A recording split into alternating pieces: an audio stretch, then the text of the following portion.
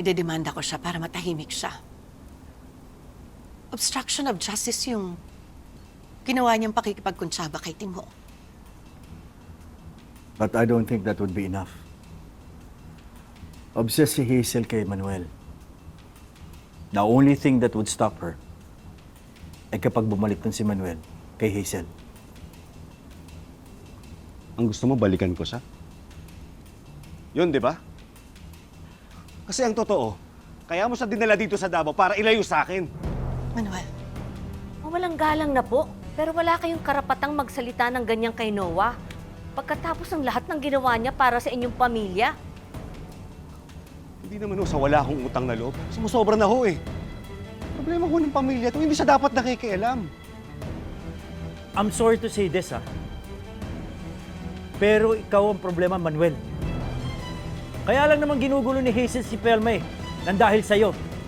And that's what I'm worried about. Yan ba? Yan yung sinasabi mo kay Pelma para kumbinsin siya na wag na kami magbalikan? Manuel, tama na! Tama na! Si Noah walang ginawa kundi tulungan ako. Si Hazel lang naman ang gustong sumira ng pamilya. Ah! Ah! Ah! Ah!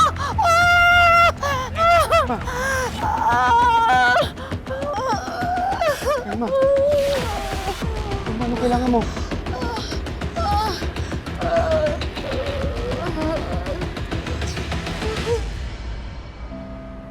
Umalis din ho siya, ma'am, nung sinabi kong tatawag ako ng polis. Okay, good. Salamat, Opo. kuya. Mag-iingat po kayo, ma'am, ha? Sige. Sige po.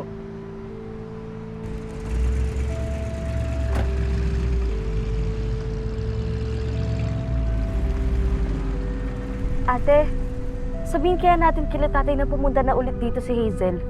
Pag-uwi na nila. Si kuya ang tawagan mo. Sabihin mo, mag-ingat sila. Baka sa office sumugod si Hazel. Miguel! Tumigil ka! Ikaw, labas ka dyan! Labas dito! Bunso, dito ka lang ha.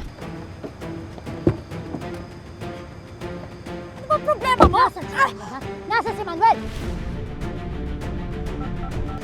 Bitawan mo nga! Nakita ko sa picture si Manuel nasa airport kasama ng nanay mo. Ano, mag-honeymoon sila?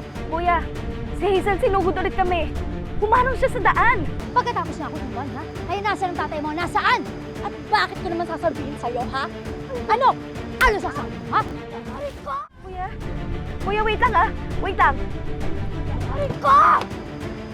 Hindi, sabihin mo sa akin. Bitawan mo ako! Sabihin mo sa akin. Hindi pwedeng hindi mo sa akin. Bitawan mo nga ang ate ko!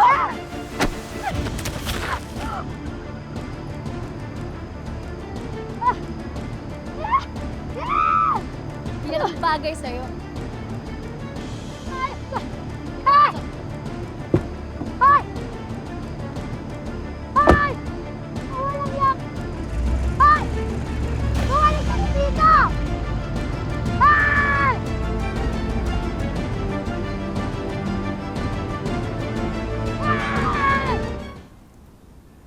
Are you sure you're okay? Gusto mo pumunta tayo ng ospital?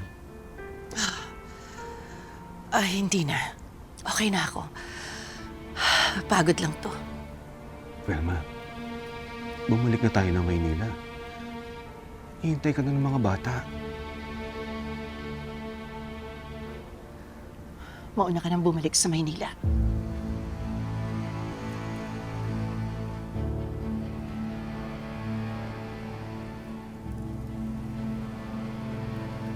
Sige na. Kailangan ka ng mga bata. Pelma, kailangan ka rin nila. Bakit pa ayaw pang umuwi? Di ba sinabi ko sa'yo?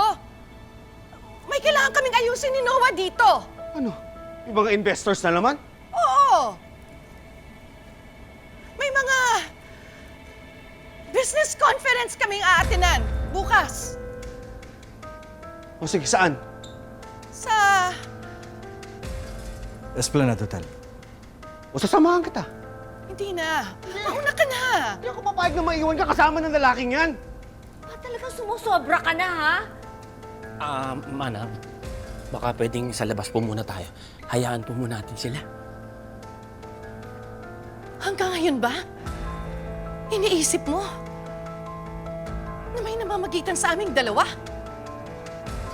Sisisi mo ba ako, Pelma? Sige, kung business talaga yung pinunta mo dito, bakit sa dinami-dami ng hotel sa Davao, dito ka sa bahay niya nakatira? Wala ka bang tiwala sa akin? Sa'yo meron, sa kanya wala! Ilang pesos ko bang sasabihin sa'yo? At tinutulungan lang niya ako. Manuel, Velma's not feeling well. Hindi nga. Kaya nga gusto ko siyang isama para maalagaan ko siya. Hindi nga tayo pwedeng nandito pareho. Habang nandun yung mga bata sa Maynila. Pero, Pelma! Tama na! Pwede ba umalis ka na? Ang dami kong iniisip eh! Dumatagdag ka pa!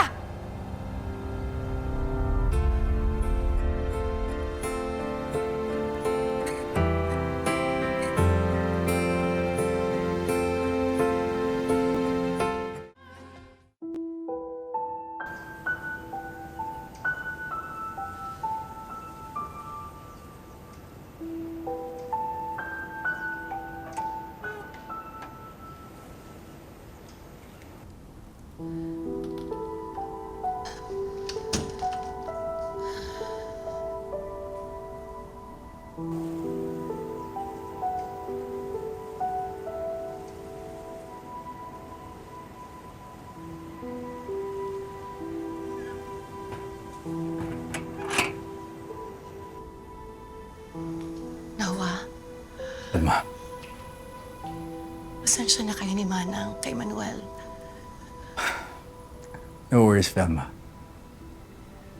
Ako din naman ang lumagay sa sitwasyon ni Manuel. I think I'll do the same.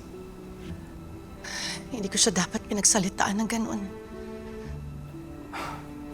You're stressed. I'll understand. Nawa, hindi kaya sintomas to na lumalalayo na yung sakit ko. Di ba sabi nung pinsan mo, magkakaroon ako ng behavioral changes? Noah, natatakot ako. Natakot ako.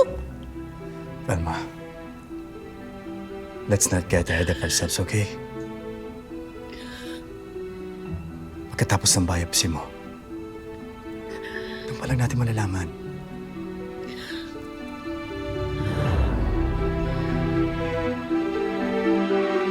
Ang babaeng pinakahihintay makasama. Ano nangyayari sa kanya? Makababalik pa ba sa piling niya? Cruz versus Cruz. Lunes hanggang Sabado sa GMA.